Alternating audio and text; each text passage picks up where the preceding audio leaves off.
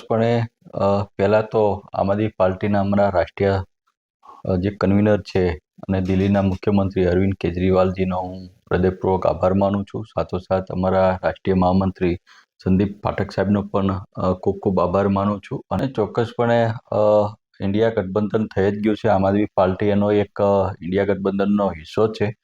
એક સમયના ગુજરાતના મુખ્યમંત્રી તરીકે જેની જાહેરાત થઈ હતી એવા ઈશુદાનભાઈ ગઢવી શું લોકસભા લડશે?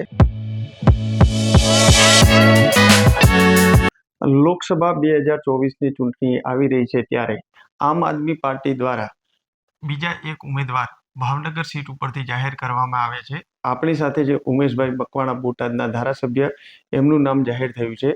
આપણે સીધા એમની જોડે જ વાત કરીશું. શું ઉમેશભાઈ આપનું નામ જાહેર થયું છે, શું કહેશો?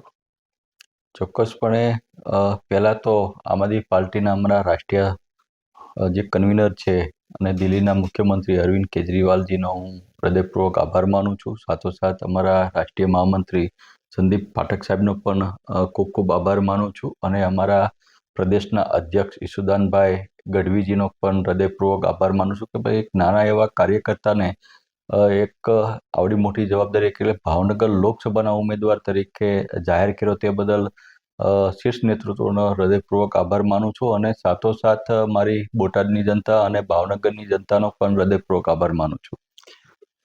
ઉમેશભાઈ, ઇન્ડિયા ગઠબંધન હજુ આમ ડિક્લેર થયું નથી. શું આમ આદમી પાર્ટીનો આ ઉતાવળિયો નિર્ણય કહેવાઈ શકે છે? ને ચોક્કસપણે ઇન્ડિયા ગઠબંધન થઈ જ ગયું છે. આમ આદમી પાર્ટી એનો એક ઇન્ડિયા ગઠબંધનનો હિસ્સો છે.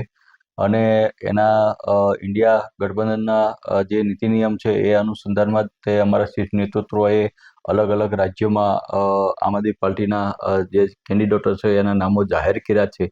એટલે કે આવનારો જે સમય છે ગુજરાતમાં આમ જોઈએ તો અમે ગત વિધાનસભામાં 13% થી વધારે આમ આદમી પાર્ટીને વોટ શેર મળેલા અને 5 જેટલા ધારાસભ્ય પણ મળેલા. અને એ મેરિટ જોવા જઈએ તો ગુજરાતની અંદર પણ 8 જેટલી સીટ આમ આદમી પાર્ટી ઉપર કેન્ડિડેટ લડાવી શકે એમ તેમ છે.